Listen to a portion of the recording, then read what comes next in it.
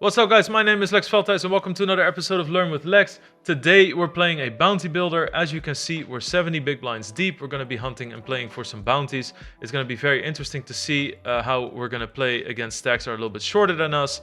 I might also, if the situation doesn't arise in this tournament, showcase you how to play a little bit short stack with the bounties. Unless we get a shitload of interesting hands here, of course. We're going to start off with nines. Everybody's super deep, so we're going to start off with a 2.5x. First thing we always do, guys, when we play a hand in a bounty builder, scan the table. If there's somebody with 1 big blind, if somebody's with 2 big blinds, 4 big blinds, it might heavily influence what we do, and we'll talk a lot about that. Immediately, we're bumping into some action. Maybe we will get our wish and we will get short stack.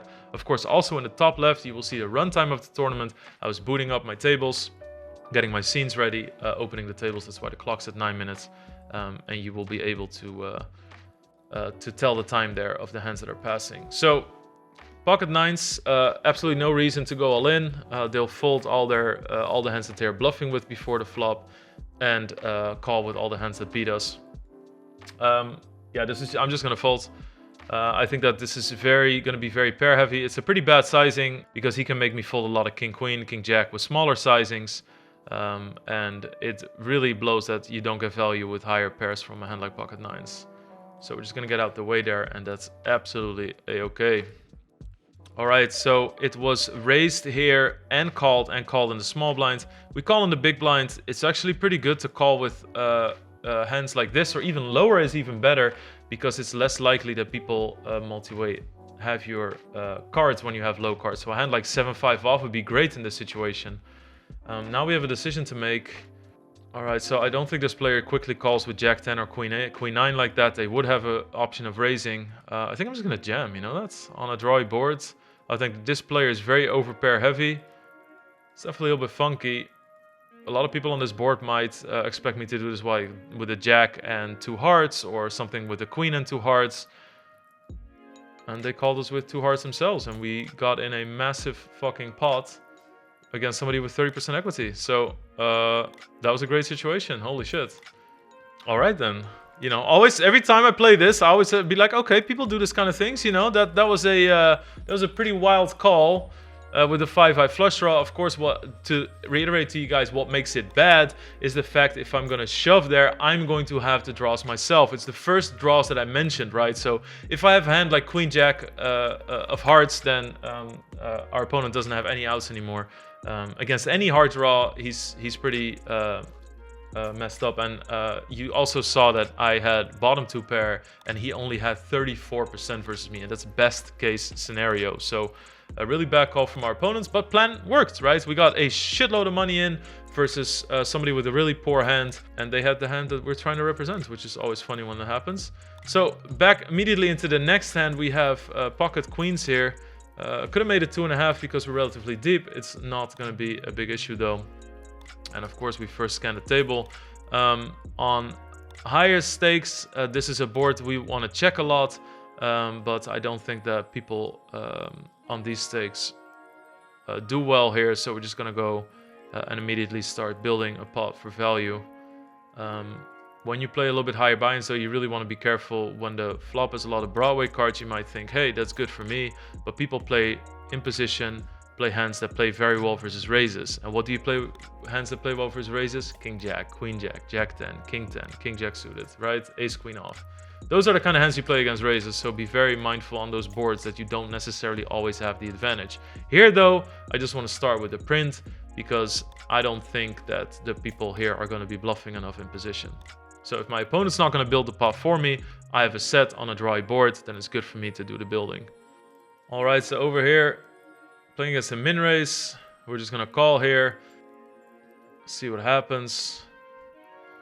I might do a little check raise here. We have lots of good turns for us. I think it's a board that looks very dry. On low stakes people's eyes, this board looks a lot drier than it actually is. I'm in the big blinds. I'm going to have so many hands that can do something on this board, right? 6-8, Jack 9, 8-9, 7-5, like you name it. And I think that a lot of his ace highs and king highs are going to default to a bet because it looks so clean, right? Now, why am I choosing this hand to bet with? Because I can get turns like this. I can get the 6 of clubs, I can get the jack, the 8, the queen as an overcard, the backdoor clubs. So as long as your hand has some possibilities over future streets, that usually means it qualifies for a good check raise. If you're gonna pick bluffs, you might as well do it with the ones that have some playability over multiple streets. Now, what's really important is how does the board develop? Do not drown in your bluffs. The 6 is a horrible card for us. Not only do hands like 5-6 make trips, but more importantly, if we have 10-4 suited, 10-7 offsuit, 7-4 suited, or I feel like I'm missing one. If we have any of the 2 pair combos on the flop, now all of a sudden we're counterfeited, and we would only have 2 pairs 7s and 6s if we had 7-4. So all of his 10s are going to call, his overpairs are going to call most likely, so we are giving up. And we are folding. Very important. I like the check raise on the flop. I like the bet on the turn. But now it's time to get out when the situation is bad for us. Important to note what rivers I would continue bluffing on. Anything that makes a 4-card straight. So if the river is a 9, if the river is a 5, would be really good to just go all in. Obviously, a club would be for value. If we hit a queen on the river, then I'm probably checking and seeing and probably calling if they bet, because we have more of a bluff catcher at that point. Okay, we're gonna raise here. We see first, obviously we did a table scan. We see there somebody with 20 big blinds. All the other people are too deep to get it in with, or we don't cover them. Pretty bad flop. I'm going to take a small stab at it though. My 7s make all the king, queen, jack 10, etc. available. I would much rather bet with 7s here than bet with a hand like king, queen, because that's actually what I want my opponents to have. They raise, and that's just going to be it for me on this hand. Absolutely fine. It's okay to take stabs. One thing that I do want to highlight is the fact that it's good to take a stab when you have the 7 of spades. That means you'll either have more equity when it runs out 2 spades, or when I hit a 7, it'll always be clean and practically the nuts. If I don't have the 7 of spades and the turn is a 7 of spades, now I have a whole new thing to worry about, so keep that in mind. All right, we called a raise on the flop here. We're gonna check. I'm gonna raise this as a bluff. If they shove on us, we're gonna fold, but we're in the big blind. He should be pretty scared of us having a lot of strong hands on this board. All right, so I'm going to continue betting. I think if he has a hand like... I'm going to take one more stab at it. It's a little bit funky because I don't really expect him to call much with ace-high hands, right? I think I'm just going to go all in. I'm not going to give him the price of my bounty, though, so I'm going to make it 15 big blinds so he doesn't get my bounty when I go all in. It's really good to do that when you have either insanely strong hands or really weak hands. But we still have all the 2 pairs here. Very nice. If he has a hand like king 8, 10 8, 10 9, pocket 9s, pocket 7s, pocket 5s, you name it, we can push them off the hand. What's really important here to realize is that I mentioned that the turn is not bad for us, right? You have to think about it. If they bet here and we check raise and we're in the big blind, you have ace queen and the big blind check raises on this board, what do? I'm pretty sure you fold, right? So that's important to take with you, because then if the turn is an ace, your brain is automatically going to think, oh, but they were the pre-flop raiser. They have most aces. But not if you check raise this board, right? Now you go way more towards pairs, or even a hand like 10-9 themselves. Or, I mean, I would much rather have a hand like Jack 10 of hearts calling this raise than an ace queen off type hand. So I think that's really important to remember. That's why I'm not too afraid of the ace. We can bet small, which means they're going to call a lot because obviously they get great odds. So if they have a hand like king 8 suited or 9-8, they're going to call. And then the river queen is another hand that I don't feel is any good for them because they don't have any queen high hands, or they don't make too many pairs on this card either, right? So we jam our big blind range. I think it's very important sometimes when you're bluffing or value betting, of course, you have to do both to leave that 1 big blind behind. This is only in bounty builders when you either have it or you do not. There's no in between. You either have it and you can call the extra big blind, or you have 10 high or 5 high or whatever, okay? All right, so we're raising pocket 8s. We're first in, 2.2. It's going to be our standard. Unless everybody's super short or we are, then we go towards min raising. Or, of course, when everybody's deeper, we make it a little bit more. All right, this is very important. When you have a situation and you don't cover anybody and people from strong positions raise, and I might call this hand, I will say, but just for all the haters that might screen snap this, But I think it's really important for you guys to start folding shit aces. When there's a raise from early position and a call, these aces have no value anymore. You don't really want to hit an ace. Your 8 might not be good. And if the board is ace high and people start betting into 2 people, you're not going to be happy. So realize that offsuit aces with bad kickers do not have any playability 3-way. Even when they have, if you're in the big blind and there's a single raise from there, you want to really check your charts to be able to make the right decisions. So make sure you catch on to that. It's extremely important. We're going to limp here with the Jack 7. Take a small stab. A little bit protection. I'm actually going to bet again. I beat all 7s with the worst kicker. I think some 8s might raise the flop. I think that he could still have a lot of 5x, 10x, 4x, 7x that's worse, 6x, you name it. So we're going to take a stab on the turn.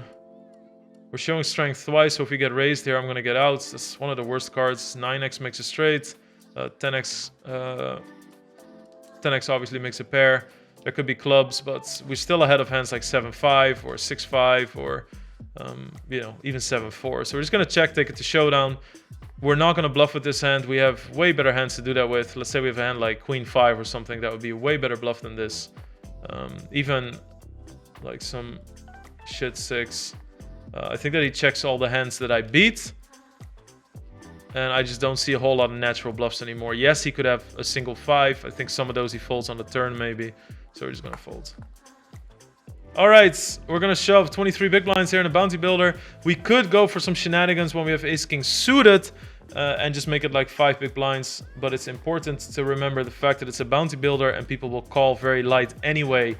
They also will call your re-raises light to try and outflop you. And ace-king offsuit is a little bit vulnerable. Continue with the raise. So the next time we raise with ace-8. The big blind defended, they're check raising. I'm going to call, the big blind is not going to call that many hands with a deuce in it from the big blind. Think about it, right? If somebody raises, are you calling with 9 deuce offsuit? No. 7 deuce, 5 deuce, 6 deuce, 3 deuce. All those offsuit hands just fold. So even though the big blind can make a big claim to the deuce on board, pair on board, normally I just don't think it really goes for the deuce. So I'm just calling. Now it's interesting too because if they jam the river, I'm actually tempted to call because I just don't think that they would play a 4 this way. Oh, I might go all the way here. Yes, they can have a hand like 6 deuce suited, but I have the ace of hearts, so flush draws are very unlikely. If he has a hand like 5-3, he's not gonna 5-3 ace 3. He's not gonna shove the river for value. All right, and we were right. Ace high, 3 streets, just because of sound reasoning. We just look at ranges. Ranges are correct. You guys say it's so hard to play because people have a lot of random hands. Unless you use your brain. Come on, guys. 56 big blind pot. Ace high, call on deuce 4, jack 3. Right, so let's take a look. Let's take a look there. It's very important to realize if this board is 5-5-4, I'd be much more hesitant to play this hand this way versus the big blind because he's gonna have he is gonna have 7-5 offsuit, 6-5 offsuit, 5-4 offsuit. All those hands are not in play when it's a deuce. Yes, they're supposed to call 9 deuce suited, 8 deuce suited, 10 deuce suited. That might be a surprise for some of you guys, but they should. But there's only 2 combinations, right? Because there's a deuce of diamonds, a deuce of clubs. So they're only going to have 9 deuce of spades, 9 deuce of hearts, those kind of hands. So it's slim pickings for them. Also, what's really important to realize, if they check raise the flop with a 4, are they really betting the jack on the turn, right? And if they are betting the jack on the turn because they think they can still get value from a 4, are they going all in when they get called twice and the river's the 3 of hearts? I don't think so. So I can discount 4s now from the range. Same goes for if they have a hand like 5-3. Then let's look at the other hands that can make it, right? If I have the ace of hearts, makes flushes less likely. I have an ace, makes ace 5 less likely. If they have ace 3, they're not betting the river, guys, because they make a pair. So it's much more natural to check. So that's how I get down to the fact that I think they're just fucking with us on a dry board thinking, hey, I'm in the big blind, I can represent anything. Yes, but not on 2 deuces. So we have to be sticky sometimes. Sniffed it out, and it allowed us to win a huge pot, over 50 big blinds. We raised before the flop from under the gun. We checked the flop. we want to be very careful on these kind of boards when somebody calls us from under the gun +1. So we raise from the strongest position, and the second strongest position tells us, I don't mind, I'll see a flop with you. And they call. So you can actually expect lots of hands like 10s and jacks and stuff still in here. I think that this is a good time to turn some hands into a bluff. Let's say I have a hand like King 9 suited, which I'll have here, right? It's a good time to turn it into a bluff. And we're going to take the betting lead. And because we can use this line as a bluff, it also allows us to go for some value as well. Always think about the fact, if you want to get value, would you also have some bluffs here?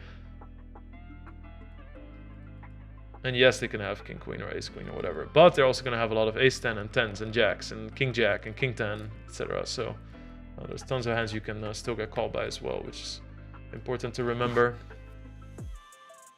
Ace King, we're going to raise for some value here from the small blinds. We talked a lot about these kind of hands, these kind of situations. When you're in the small blind, 4 times the raise size. When you're in position, 3 times, and when you're on the button, on the big blind, 5 times. Of course, you want to keep in mind when people get shorter, raise sizes are going to vary because they're going to call you less and they pose less of a threat because they have less big blinds that you're playing against out of position. Over here we open Ace Queen offsuit under the gun. The big blind is the strongest position that people can re-raise from. On top of that, if I call, I have somebody else to contest with. So I'm just going to fold this hand. I think, especially in lower stakes, people will not find the bluffs that they should from the big blind. And they will just call anything they're happy to see a flop with and raise their strong hands. Now, if I look at strong hands that the big blind is going to raise in that situation, my Ace Queen offsuit is just pure dust. So coupled with the fact that I have a player behind me, it's really messed up. Now, against some really world-class players, I might want to use my Ace Queen off as more of a bluff. So to go all in, to make some sort of re-steal. But I just don't think that there's any merit to that in these kind of tournaments. So if you're asking me, like, what adjustments do you make based from playing high stakes into playing the 750 Bounty Builder, it's give a big blind 3-bet the respect it deserves, and you probably should give it. When playing against limpers, there's a few things that are very important to realize. I'm just going to fold this hand just because I feel like they're either they're 100% to continue or limp raise, and that might just shove me off my 3.5 big blinds. It's also a quite decent sized raise, and they all have stacks that could just go all in and push me off my hand regardless. Would have limped along as well, especially with suited aces. You can just flop not flush draws. If you flop an ace, it's pretty hidden. I would definitely raise more with like Broadway hands, Jack 10, Queen 10, that sort of thing. Like really tax their like Ace 9 offsuit, trash limps and stuff. Alright guys, that brings us to the end of this video. I hope you enjoyed it. I think we learned a lot today. I think namely we learned to stay out of trouble with some of the ace-x hands. On top of that, we made an insane gangster call purely based on how ranges should work on a certain board and how the board development interacted with those ranges and where bluffs will be coming from or what people will do with their weaker hands. So really love that call. I'm happy it's in there. If you like these videos, please make sure that you sub to the channel so you don't miss any. I make a lot of other content as well. I do some more advanced training. Obviously, I'm going to play this ace queen because I'm not going to sit out and not play this ace queen. So let's go. I also have a Discord that you can join. You have a direct line to me. I have a strategy section. You can get in there. You can ask for advice. I always reply to everybody in there, and it has a lot of poker-minded people. You can find a link to that in the description down below. And now let's slay this little unicorn and cash in on that $1.70 because a queen on the flop is all she asked for. And they made it straight. It's all good though. Everything still stands. Make sure you like. If they shove, we should be folding, but clearly since it's the last hand in the video, I will not.